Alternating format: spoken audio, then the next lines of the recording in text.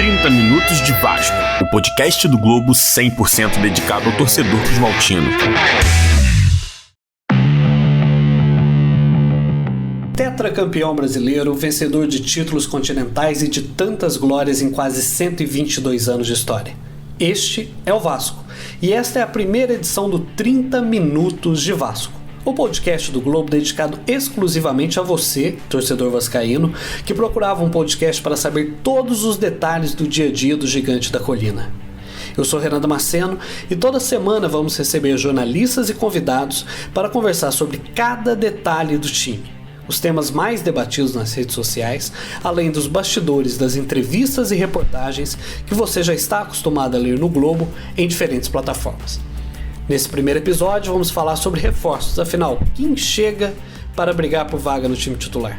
Os ajustes de Ramon na equipe, novo CT e nos acréscimos o nosso palpite para os primeiros jogos do Vasco no Brasileiro.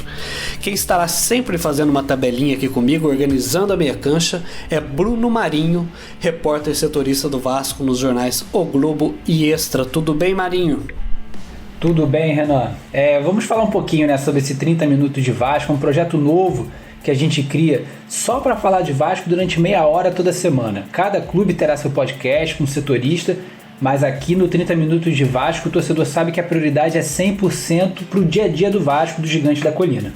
O nosso convidado de hoje, Marinho, é o Helder Florê, do canal Sou Vasco da Gama. E toda vez que eu gosto de falar do Florê, eu gosto de falar da descrição dele no Twitter, porque ali ele não tem modéstia nenhuma de ser vascaíno. Torcedor da maior instituição esportiva do planeta, o Clube de Regatas Vasco da Gama, tudo em caixa alta. Tudo bem, Florê? Tudo bem, Renan, tudo bem, Bruno, um abraço para a torcida vascaína que está acompanhando. E, Renan, eu quero dizer que essa descrição ela tem um sentido, né? O Vasco ele foi o clube que escreveu a resposta histórica, foi o clube que ajudou a acabar com o racismo, ajudou a reduzir o racismo no futebol, a incluir os negros, e nesse momento ele conquistou o direito de ser o maior clube, a maior instituição esportiva do Mundial, o Vasco da Gama, não tenho dúvida disso.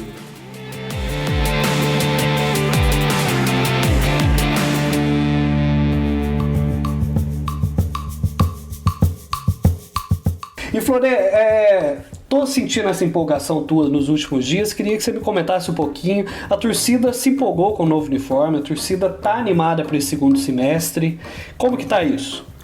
Verdade, Renan, a capa ela tem uma relação histórica com o Vasco, né? Foi a capa fornecedora que esteve presente nos momentos maiores de glórias do Vasco na virada do século passado para esse século, né? Esteve presente na conquista do Campeonato Brasileiro, Libertadores, quer dizer, então já havia um frisson, né? Uma grande empolgação da torcida, mesmo antes de ver os uniformes. E quando eles vieram, quando a torcida enfim conheceu a coleção, o enxoval completo, aprovou bastante o design foi feito também dentro do Vasco, né? Por um design vascaíno, chamado Marcelo Azalim.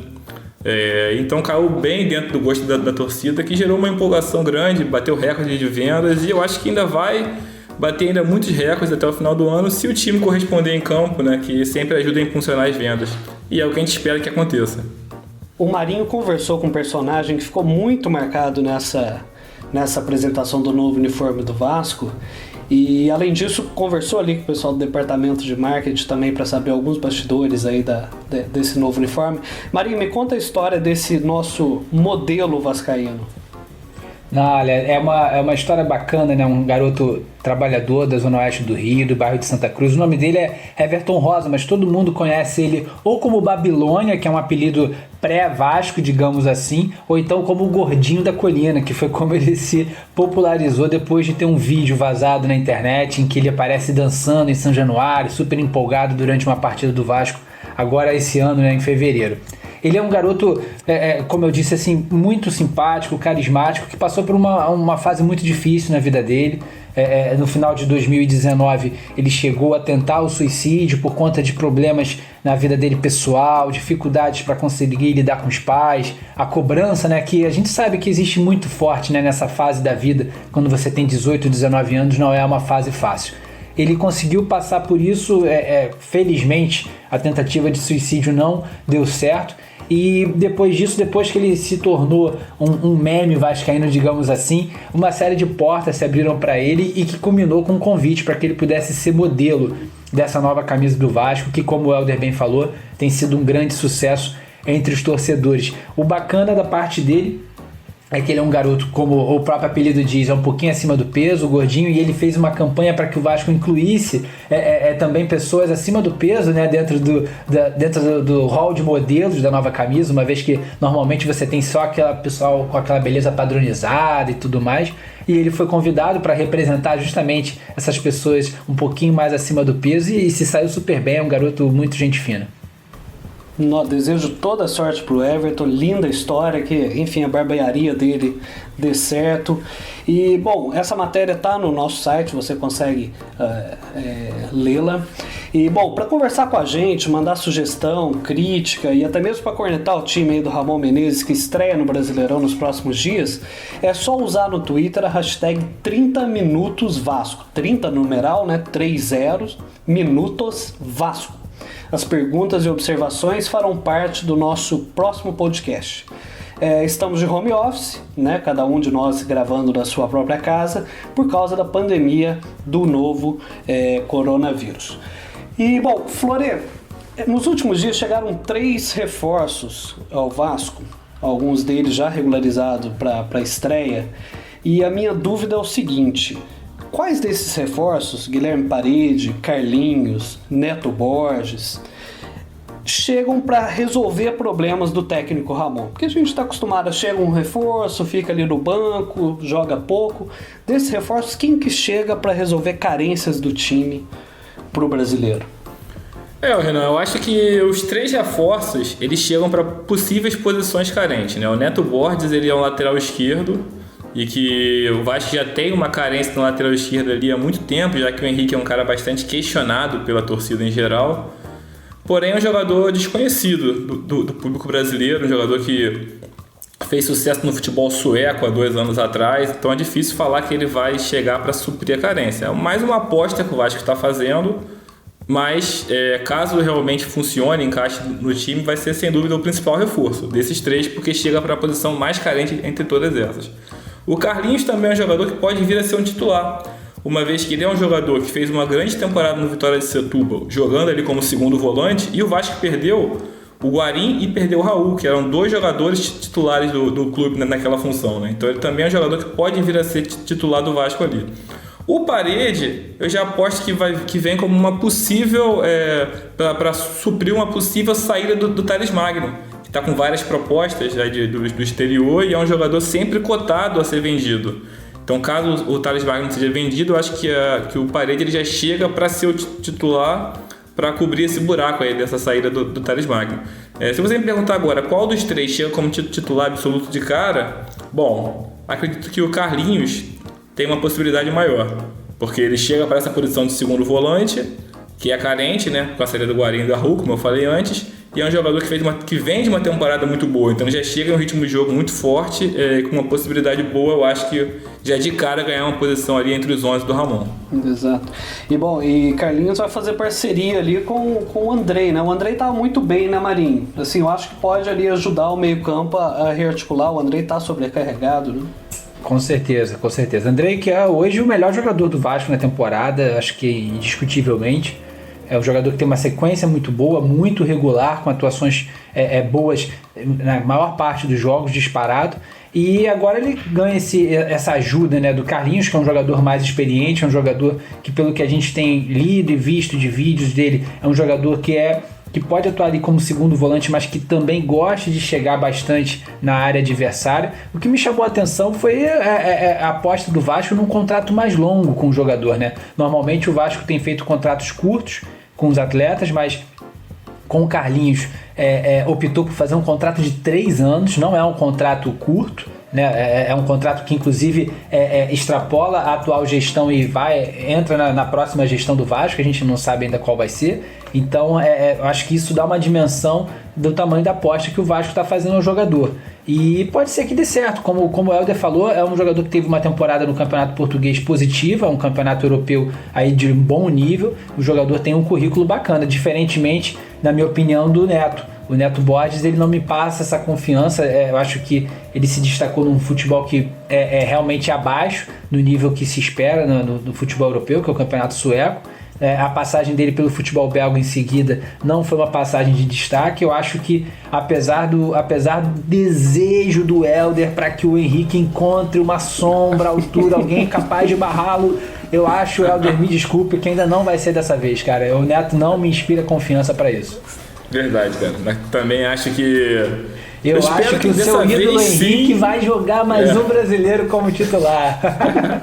Eu espero que dessa vez, enfim, chegue a sombra. Mas eu também não sou um cara que crava ali 100% de certeza no Neto Borges, não, cara. Eu acho que ainda não. Tem possibilidade de, mais uma vez, o Henrique terminar o brasileiro titular do Vasco. Por incrível que pareça. E o Marinho,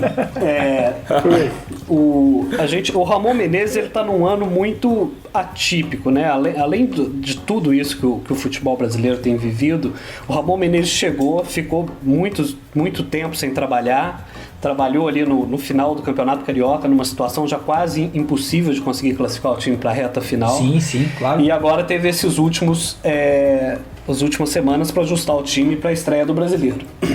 Eu queria chamar agora a participação de um quadro muito especial de um colega nosso lá da redação, só que eu precisaria que o próprio Marinho, que já conhece ele ali há muito tempo, que está ali no dia a dia, me explique por que desse apelido. Porque a gente conhece o Carlos Eduardo Mansur da televisão, conhece das colunas do Globo toda sexta-feira e toda a segunda-feira, mas esse apelido eu só fui conhecer, Marinho, quando eu cheguei à redação do Globo há algum tempo atrás.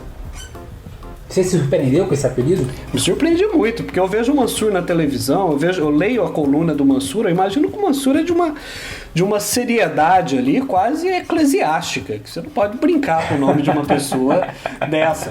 Pra mim foi uma surpresa. Revela pra gente esse apelido então. Posso falar ou você fala? Melhor você falar, eu acho que você tem mais intimidade com a figura. Tá bom. Vou explicar então. Carlos Eduardo Mansur, conhecido na redação do Jornal Globo como Mansa, às vezes até Mansinha, dependendo da ocasião. Eu vou explicar. O Mansur, ele trabalhou com um repórter que hoje não está mais na casa. Hoje ele trabalha na assessoria de comunicação do Flamengo, Leonardo Maior, que é ótimo em colocar apelido. Ele é muito bom nisso. E assim, quando ele começou a trabalhar com o Mansur, ele rapidamente fez essa transformação, transformou o Mansur em Mansa. Inclusive, ele, que eu sou conhecido pela maior parte das pessoas como Marinho, né, como Bruno, mas como Marinho, ele me chamava de Mário. Só ele me chamava de Mário e só ele me chama de Mário até hoje. Ninguém mais. É igual o Tite chamando Coutinho de Couto, né? Assim, de Couto, e o Galvão que chama de Coto. São os apelidos que só uma pessoa tem, entendeu? E aí, quando o Leonardo Maior, que é esse cara espirituoso, passou a chamar o Mansur de Mansa, o negócio pegou na hora e até hoje, ele hoje dentro da redação, ele é muito mais Mansa do que Mansur, com certeza. Então vamos ouvir agora, já está subindo o background aí, o nosso som, que é o nosso comentário tático, que é o nosso Fala Mansa. Se há algo de que não se pode acusar Ramon, que faz seu primeiro trabalho solo em um clube de elite, é de buscar o atalho, o caminho mais fácil. Ele assumiu o Vasco sem medo de implantar uma sensível mudança na forma de jogar, apostando num estilo mais posicional, em que os jogadores ocupam zonas pré-determinadas no ataque e mudando também as funções de diversos jogadores, partindo para um esquema de jogo que é muito autoral, muito com a sua cara, e diferente do que o time vinha implantando desde o início do ano com o Abel Braga. O seu Vasco até pode ser desenhado num 4-2-3-1, um esquema até mais tradicional e muito usado por treinadores, mas quando ataca, o time passa imediatamente a um 3-4-3. Explicando um pouco melhor, Henrique, lateral esquerdo, fica junto aos zagueiros, raramente passa da linha da bola, usa mais o seu passe para iniciar jogadas. Ele deixa de ser aquele lateral de apoio. Já André e Felipe Bastos formam a dupla de volantes, tendo dois meias à frente deles, Benítez e aí uma outra mudança, Iago Pikachu, que deixa a lateral direita, quando o time inicia o ataque, e se projeta como um meia mais pelo lado direito. Nos testes pré-campeonato brasileiro, Vinícius abriu o campo pela direita e Thales pela esquerda, sendo os dois pontas, e Cano fazia o centro do ataque. Se a fórmula de Ramon vai funcionar, só o tempo dirá. Requer um período de adaptação ao novo modelo, dos jogadores às suas novas funções, e também ao funcionamento do time, é claro. Mas Ramon mostra que não tem medo de tentar. Helder, o Ramon Menezes estava começando a dar uma cara pro Vasco, conseguiu vitórias importantes, Cano marcando gol, Vinícius se movimentando bem, embora o Vinícius agora seja dúvida para esse início brasileiro. Como que o Ramon Menezes vai montar esse time para o Brasileiro? Olha, Renan, pelo que a gente viu aí nos amistosos e até nos últimos 2 jogos do Campeonato Carioca, né, o Ramon Menezes ele vai tentar montar um time preservando um pouco mais daquela parte ofensiva, parte técnica, que sempre caracterizou o Ramon enquanto jogador. A ideia do Ramon parece ser essa, né? Manter a posse de bola, tentar propor o jogo, né? Tentar, mesmo tendo o elenco inferior, tentar tirar o máximo da parte técnica dos jogadores. Eu vejo o Ramon sempre falando de forma muito otimista, né? Falando que o elenco do Vasco ele tem um potencial bom, elogiando muitos jogadores da base, elogiando jogadores experientes do Vasco que ajudam muito e ajudaram bastante a segurar a bronca em momentos de salários atrasados, em todos aqueles momentos. Quer dizer, a gente acha que vislumbra um Vasco, difícil imaginar um título, uma coisa assim. A gente sabe que financeiramente o Vasco hoje está um pouco atrás de outros times, outros clubes, né, financeiramente. Mas eu acho que dá pra gente imaginar sim um Vasco um pouco mais protagonista de jogo, um pouco mais tentando ser grande, né, e não jogando um futebol reativo, e buscando a essência do Vasco, que é um futebol técnico de qualidade, né? Se a gente vai conseguir ou não é uma coisa que o tempo vai dizer, mas eu acho que a torcida em geral, pelo menos pelo que eu tenho acompanhado aí nas redes sociais e até os analistas mesmo que eu tenho visto, apostam bastante no trabalho do Ramon e acham que ele está sim trazendo boas ideias para o Vasco. Vamos ver se na prática isso vai se efetivar. Espero que sim, acredito que sim. Marinho, nos últimos, o time treinou uma parte ali no campo de São Cristóvão, né? Por esses últimos treinos, assim, quais foram os ajustes que o Ramon conseguiu fazer no time para o Brasileiro?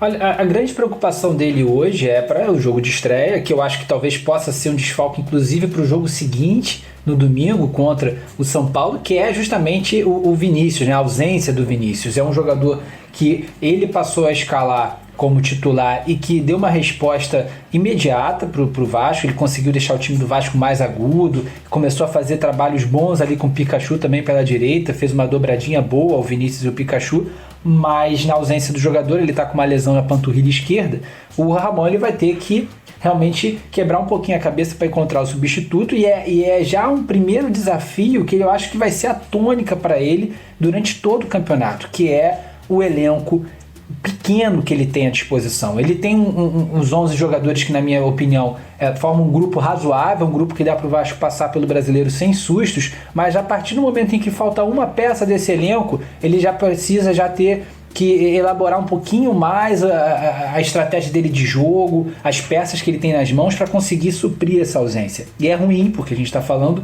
de um campeonato que vai ser longuíssimo, num período curto, e que ainda tem outras 2 competições que o Vasco vai disputar, principalmente a Copa Sul-Americana, com pretensões de chegar até o título. Então, realmente, esse vai ser um desafio para o Ramon. Ele tem como opção para a vaga do Vinícius o Iago Pikachu, adiantando o Iago Pikachu, que está acostumado a jogar como ponta direita. Tem também o Benítez, que sabe jogar naquela posição. O Paredes está regularizado, está ficando em forma, então é um cara que eu também acho que pode brigar por essa vaga. E ainda tem outras opções que eu acho que são menos cotadas, como o Gabriel Peck, por exemplo. Eu acho que ele é visto como um garoto que ainda não está pronto para ser um jogador assim, para começar de saída, mas é visto como uma boa opção no banco.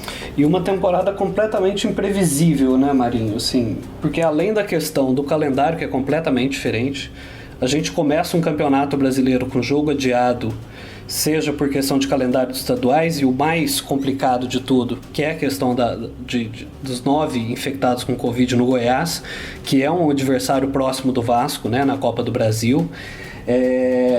E esses elencos pequenos, isso vai gerar um problema de meio de temporada, que já é no final do ano, que deixa todos os campeonatos completamente previsível, né? É verdade. Imagina um problema desse como foi esse no Goiás. Eu estava lendo até algumas coisas do Goiás dizendo de como tentou, inclusive, inscrever outros jogadores para conseguir entrar em campo contra o São Paulo, mesmo com desfalque, né, de tantos jogadores do grupo principal pela Covid-19. Fica imaginando a configuração desse time que jogaria caso eles tivessem conseguido inscrever jogadores. Seriam garotos do Sub-20, do Sub-17 talvez. Então imagina um problema desse em elencos reduzidos como o do próprio Vasco, por exemplo. Bate na madeira, porque se acontece uma coisa como essa com o Vasco, a configuração do time talvez seria muito complicada para o Ramon Menezes. Então de fato é um desafio que os times vão ter nesse ano, é de você conseguir administrar essa questão da pandemia com elencos reduzidos, alguns deles. Não vai ser uma tarefa fácil. Exato. Helder, e aí? Então, Renan, eu acho que eu concordo com o que o Bruno falou, só queria colocar também como opção, falando sobre o comentário anterior dele ainda, como opção para substituir o Vinícius, o garoto Lucas Santos, que também foi muito bem nos jogos treinos, né? Eu acho que pode ser uma opção aí pro Ramon. Ele tentou botar o Pikachu na direita, mais avançado, né? E não funcionou contra o Volta Redonda. Vamos ver o que ele vai preparar. Eu particularmente não gosto, Helder. Eu gosto mais do Pikachu como lateral direito. Apesar dele já ter jogado muito como ponta, eu prefiro mais ele vindo de trás como um cara surpresa do que ali ele plantado na frente. Eu não curto muito, não. Verdade, não funcionou tão bem quanto o Volta Redonda, né, Bruno? Eu acho que o Pikachu ele não dá amplitude, ele acaba fechando mais e ele é um jogador que não tem o drible. Enfim, eu particularmente... É difícil, mas eu acho que eu aposto também no Gabriel Peck, no Benítez ali, no Lucas Santos. Falando sobre essa questão da pandemia, mesmo sem pandemia nenhuma, né, o Vasco ele já corre o risco pelo ter elenco reduzido e por a gente ter uma sequência muito violenta de jogos. Lembrando que o Vasco ele ainda está nas 3 competições, né? O brasileiro que não começou ainda para o Vasco, na Sul-Americana e na Copa do Brasil, né? Ele passando pelo Goiás, ele vai ter jogos em sequência. E ainda no agravante de ter mais um jogo a fazer, que é o contra o Palmeiras, que não foi feito na primeira rodada e que vai ser ainda adiado e ainda em data a ser marcada. O Vasco, sem nenhum tipo de pandemia, ele já teria um sério problema aí com o elenco reduzido, porque inevitavelmente teremos desfalques, suspensões, lesões. Colocando isso com o agravante da pandemia, torna a situação bastante realmente incerta para o Vasco na sequência da competição, principalmente para um elenco que realmente apresenta um desequilíbrio muito grande conforme o Marinho, os titulares e os reservas. É uma questão a ser observada. E é mais um ano que a conta cai nas costas dos jovens, né? Porque além da aposta financeira do Vasco, que já vem de alguns anos, né? De se vender para pagar a conta, né? E se espera muito da questão da venda do Thales Magno, é mais uma temporada que cai nas costas, não só do Andrei, mas como Bruno Gomes, que acaba de renovar, né? E é essa garotada que vai ter que segurar a barra nos próximos meses. É verdade. Né? Tem uma garotada boa, assim. O Vasco tem uma espinha dorsal de jogadores experientes, mas também já tem uma espinha dorsal de garotos jovens com que você pode confiar. Você tem um Ricardo Graça, que eu acho que é um zagueiro, apesar de 23 anos, que já está consolidado ali como um jogador de qualidade, que pode ser titular do Vasco.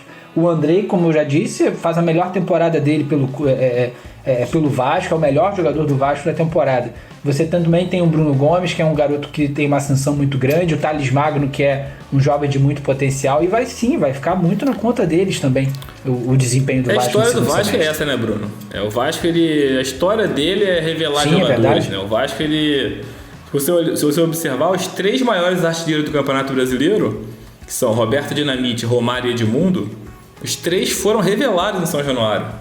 Quer dizer, então o Vasco ele é uma fábrica de craque. Todos os títulos importantes do Vasco vieram aí com um elenco recheado de garotos da base, como Felipe, Pedrinho, o próprio Edmundo, o Elton. E se a gente for ficar citando aqui, a gente não para de citar Carlos Germano, Giovanni e tudo mais. Nomes. Porém, é sempre bom equilibrar jogadores da base com jogadores experientes, né, Renan?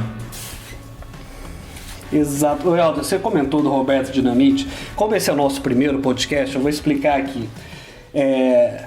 O Helder gosta mesmo, sempre gosta de falar, o Vasco não é um time do Rio, o Vasco é um time nacional, internacional, porque muita gente pode escutar o nosso podcast em seu tocador favorito aí em qualquer parte do mundo.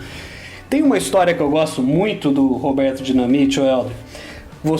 Eu sou de Minas, sou do interior de Minas, vocês podem reparar aí um pouco por causa do meu sotaque, que é diferente desse sotaque do X puxado do Helder e do Marinho. O Roberto, eu tenho uma geração de amigos que é torcedor do Vasco da Gama em Alfenas, que é a cidade que eu fui criado, porque em 82 o Dinamite estava perto de completar o gol 500 dele na carreira pelo Vasco da Gama e foi jogar um amistoso em Alfenas. Só que nesse jogo, o Dinamite jogou quase recuado de terceiro zagueiro para não marcar o gol 500 dele no interior de Minas, na minha cidade. E essa história do gol 500 do Dinamite, isso virou um folclore em Alfenas. Da minha geração inteira sempre escutou essa história do gol 500 do Dinamite. Ele não marcou o gol lá em Alfenas, depois marcou aqui durante o Campeonato Carioca, contra o Volta Redonda, né, em São Januário, que é o gol 500 do Dinamite. Mas eu tenho uma geração de amigos que é vascaíno, no interior de Minas, em Minas Gerais inteiro tem uma torcida muito grande do Vasco da Gama, por causa dessa história, dessa passagem do Roberto e dessa expectativa pelo gol 500 lá em Alfenas, que não se concretizou. E o pior, o prefeito da cidade, um prefeito muito conhecido, morreu nesse mesmo dia, e por causa disso dividiu a atenção na cidade, uma parte foi pro velório, pouca gente foi pro estádio e o pessoal não conseguiu pagar completamente o cachê do Vasco por ter jogado um amistoso em Alfenas. Enfim, são histórias do Vasco, são histórias deliciosas. Isso me lembra a corrida do Romário pelo 1000º gol, que teve uma questão parecida, de que o Romário ele trabalhou ali em 2007 para fazer o 1000º gol, mas calhou que poderia sair contra o Gama. O Vasco estava jogando contra o Flamengo, o Vasco estava fazendo vários jogos sensacionais para o Romário fazer o 1000º gol e poderia ter caído contra o Gama. O Romário jogou com uma preguiça nesse jogo também absurda. E aí teve um jogo contra o Flamengo que ele marcou 2 gols, ficou de de fazer o 1000º, enfim. Tem um pouco dessa coisa, né? O jogador quer fazer a marca, mas ele não quer só a marca, ele quer também um contexto bacana, né? Pra ser lembrado e tudo mais. Ele quer a festa, né, Marinho? Ele quer Exato. Não se compara, né? Você fazer o 1000º gol no Clássico dos Milhões e fazer contra o Gama, né? Com todo o respeito. Olha, veja só como o Vasco, ele é realmente um clube histórico, né? O Vasco ele esteve envolvido nos 2 gols 1000 famosos do futebol brasileiro, né? O gol do Pelé, que foi contra o Vasco, no jogo contra o goleiro Andrada, né? Gol de pênalti também. O gol do Romário, né? Contra o Sport. E vale lembrar que o Pelé é vascaíno também. Quer dizer, olha o Vasco aí. Isso é a maior instituição do futebol mundial. O Vasco, ele celebra o gol que o Vasco levou, celebra o fato do Pelé, o maior jogador da história do futebol, né? Ser vascaíno. E o Pelé ganha uma camisa do Gol 1000, né? Ele usa uma camisa do Vasco do Gol 1000. Quer dizer, E a celebração do Pelé é com a camisa do Gol 1000 do Vasco, né? O Vasco presenteia o Pelé. Exatamente. É ou não a maior instituição do futebol mundial? Um caixa alta, isso. Pessoal, a gente já tá indo aqui pra nossa reta final. Tá terminando aqui, como o nosso podcast chama 30 minutos, esse papo poderia render 1 hora, 1h30, poderia se estender numa cerveja depois, mas a gente já tá aqui na reta final, então subiu os minutos de acréscimo. Vasco, depois de ter o jogo da primeira rodada adiada, tem 2 jogos muito importantes em São Januário. Helder, quantos pontos que dá pro Vasco levar nos 2 próximos jogos? 6 pontos, Bruno. Pô, Renan, 6 pontos. 2 jogos em casa. Sem dúvida. O Sport estreia com vitória. São Paulo é um pouquinho mais difícil, mas a gente ganha também. E vem de um histórico bom contra o São Paulo, né, o Vasco? Exatamente, 2 vitórias seguidas nos últimos 2 anos em São Januário, né? Gol do Andrei e gol do Thales Magno, quer dizer, mais 3 pontos esse ano com certeza. Marinho, nesse campeonato completamente imprevisível, 6 pontos em casa, fazer ponto em casa é importantíssimo. Né? Não, é de suma importância. O Vasco deu a sorte, né, de ter um jogo de estreia contra o Palmeiras em São Paulo, que com certeza seria uma estreia complicada, adiado. Agora vai ter uma sequência de 2 jogos em casa contra 2 adversários que é possível o Vasco vencer. O Sport entra na competição como um time que vai lutar para não ser rebaixado, então o Vasco tem uma obrigação sim de conseguir os 3 pontos contra o Sport. Depois pega o São Paulo, que é um jogo mais difícil, sem dúvida alguma, mas que é um adversário também que dá brechas, né? As pessoas conhecem mais ou menos já as deficiências dos times do Fernando Diniz, então assim, é possível jogar contra o time do São Paulo com chances reais de vitória. Os times no Campeonato Paulista já mostraram isso. E o Vasco jogando em casa, ainda que não tenha o apoio da sua torcida, né, que faz muita diferença, o Vasco vai ter sim que fazer valer o mando de campo. Lembrando que vocês podem participar, dê sua opinião sobre a questão do CT, sobre o time do Ramon Menezes, enviando as perguntas e sugestões com a hashtag 30 Minutos Vasco, 30 Minutos Vasco. Você também pode nos encontrar nas redes sociais, @oglobo_esportes, e pelos perfis pessoais do Bruno Marinho, @Bruno Marinho, e do nosso convidado de hoje, Helder Floret, H Florete, com T mudo, no final, eu também votaria por Moacir Barbosa. Merece todas as glórias por essa grande história. Mais de 10 anos do Vasco, títulos estaduais, enfim. Fica a nossa sugestão. É isso, gente. Tempo esgotado. 30 minutos passou mais rápido aqui do que imaginávamos. Esse foi o 30 Minutos de Vasco, o podcast do Jornal o Globo dedicado exclusivamente à torcida cruzmaltina. Nessa conversa a gente sempre conta com convidados e a equipe de esportes do Jornal O Globo, as mesmas pessoas que levam a você informações e análises de qualidade todos os dias. A produção deste podcast é de João Pedro Fonseca, edição Matheus Correia, coordenação Thales Machado e Roberto Malchique. Até semana que vem, tchau! 30 Minutos de Vasco, o podcast do Globo 100% dedicado ao torcedor cruzmaltino.